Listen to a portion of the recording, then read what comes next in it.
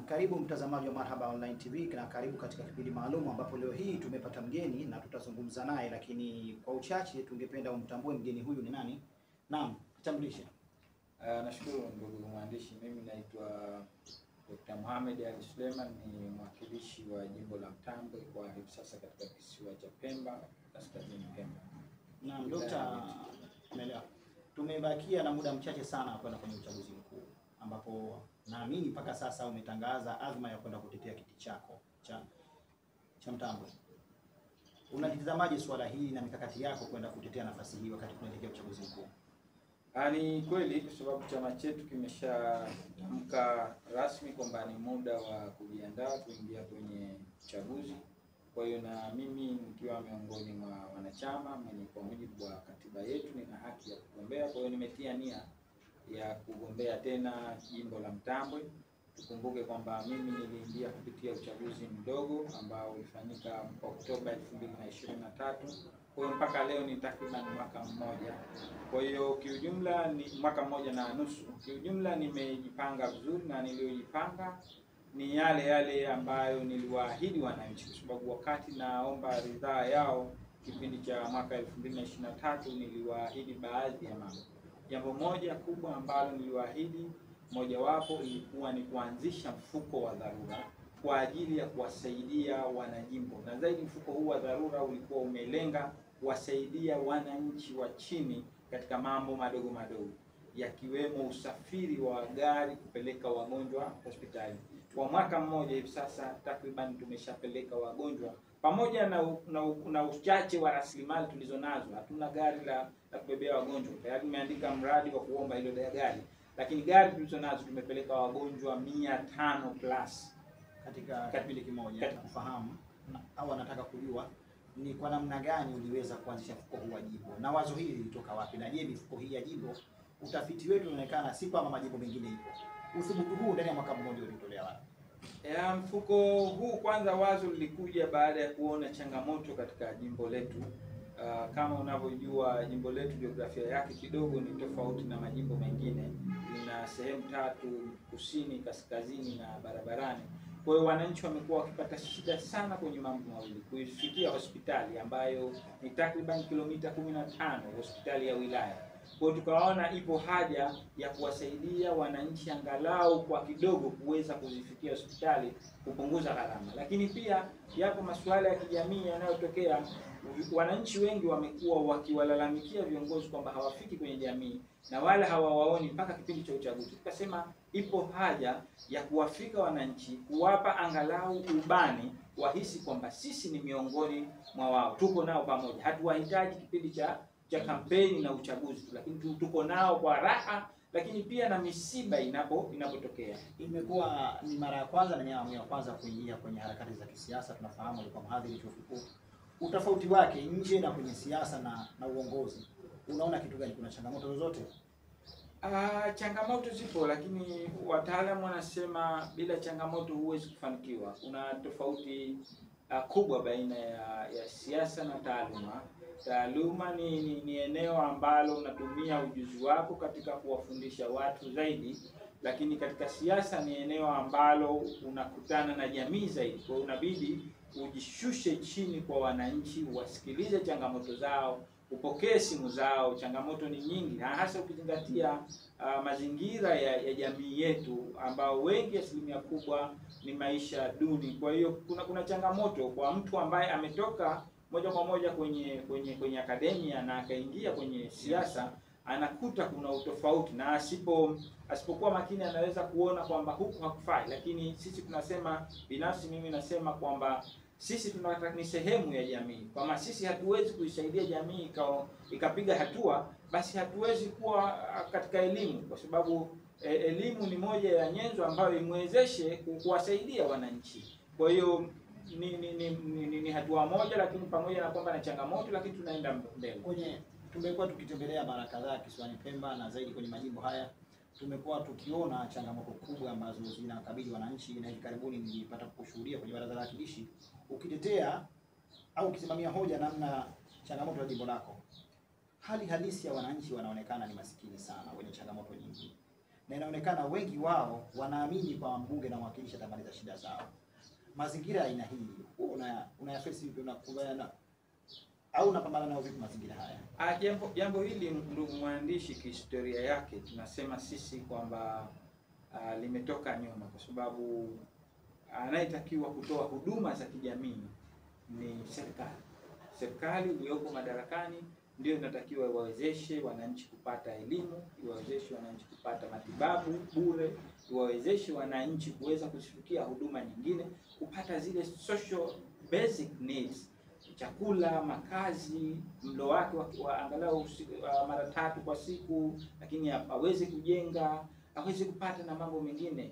Sasa ni kweli ni mindset ambayo imejengeka kwa jamii kwamba sisi kimbilio letu ni mbunge na mwakilishi, na kwa kiasi fulani huwezi kuwabadilisha wananchi mtazamo huo, kwa sababu hawaoni kwamba wanapata wanafikia yale zile basic needs, mahitaji yao ya msingi ambayo yangepaswa kutolewa na serikali.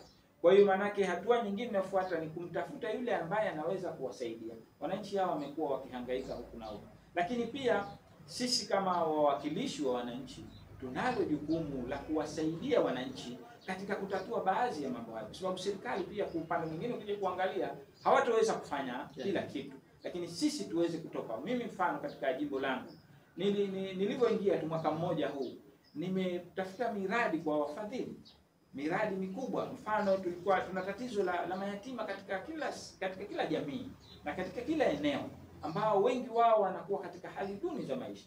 Mimi nikatafuta mradi mmoja ambao mfano katika jimbo langu Pija Mtambwe tumejenga nyumba 12 za mayatima.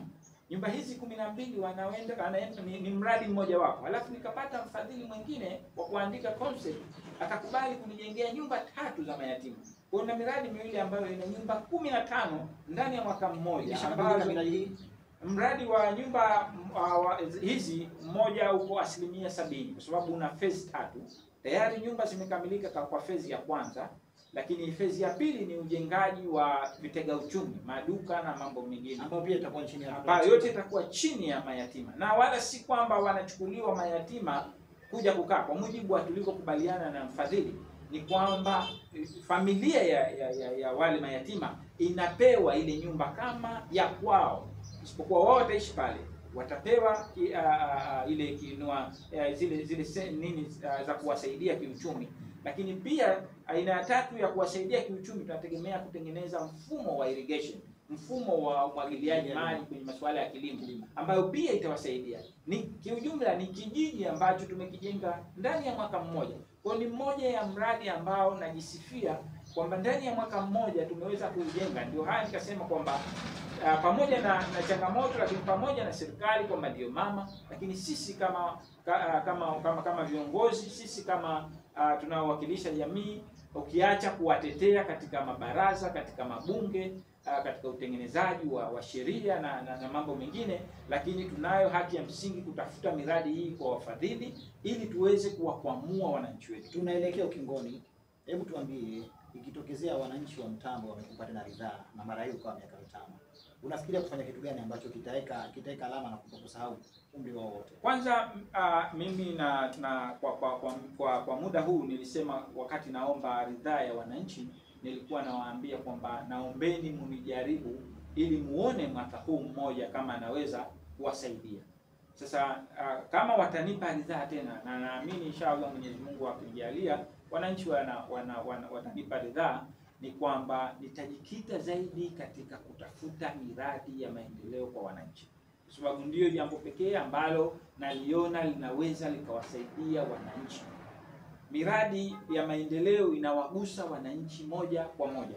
Ukiacha hili jambo la msingi la kama mwakilishi la kuwatetea katika baraza la wawakilishi, hili nitaendelea kulipigania pale ambapo naona sheria hii inaenda kuwabana wananchi wangu, inaenda kuwarudisha nyuma, nitaitetea kuhakikisha. Nilikuwa nazifikiria baadhi ya nukuu zako hapa kwamba inaonekana wewe ni aina ya mwakilishi ambao ni tofauti na wengine.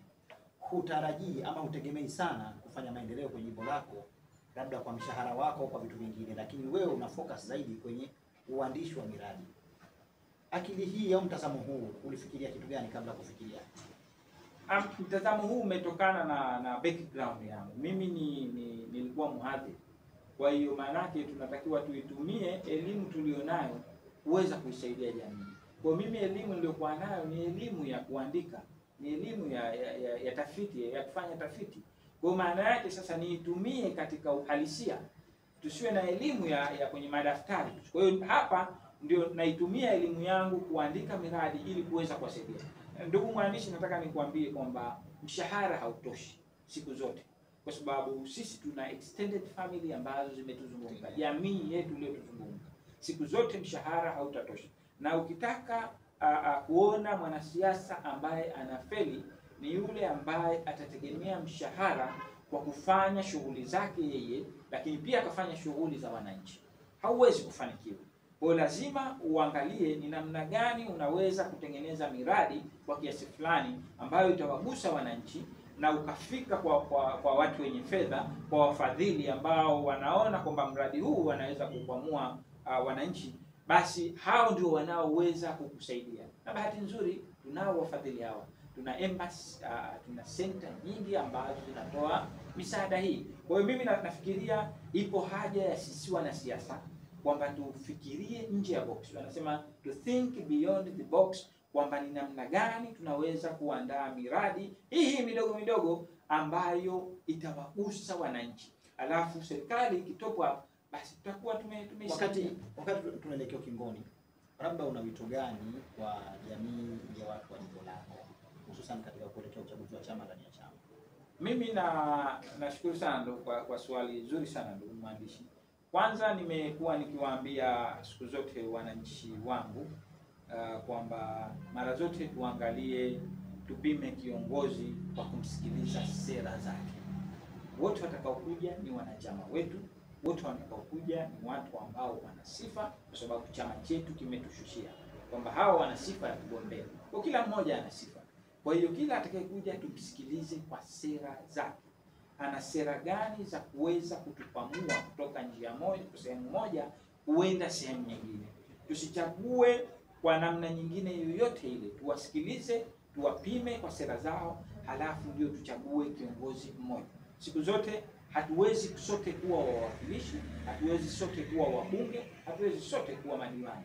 Lazima tutapata mmoja atatuwakilisha, lazima tutapata mbunge mmoja, lazima tutapata diwani mmoja, lazima tutapata mwakilishi mmoja. Sasa tukishapata hawa, tukiamini chama, tukiache tayari, kwa sababu sisi hii ni kura ya maoni kwa hatua ya awali. Baadaye chama kitatushushia nani anafaa kwa mujibu wa wao walivyofanya, walivyoangalia kila mgombea na sifa zake na mambo mengine ambayo wao chama wanajua. Baadaye watatushishia tuchague mmoja. Siku zote kauli mbiu yetu kwa hiyo tubaki wamoja, kwa sababu hapa kunakuwa na fitna nyingi kwenye suala la uchaguzi, kunakuwa na makundi mengi kwenye suala la uchaguzi. Bado tubaki na adhma, na adhma yetu ni moja. Lazima tufahamu kwamba cause of struggle, sisi tunapambana kutafuta mamlaka kamili ya Zanzibar. Hatupambani kutafuta ubunge, hatupambani kutafuta uwakilishi, hatupambani kutafuta udiwani. Sisi tunatafuta mamlaka kamili ya Zanzibar. Tuhakikishe ili tuwatoe wananchi, tuwakwamue wananchi katika wimbi hili la umaskini. Na mtazamaji wa Marhaba Online TV, asante kwa kuwa nasi kuanzia mwanzo hadi mwisho, na bila shaka umefaidika na machache kutoka kipindi hichi. Nikusihi tu usiache kusubscribe, kulike, comment na kushare video hii. Asante na kwaherini.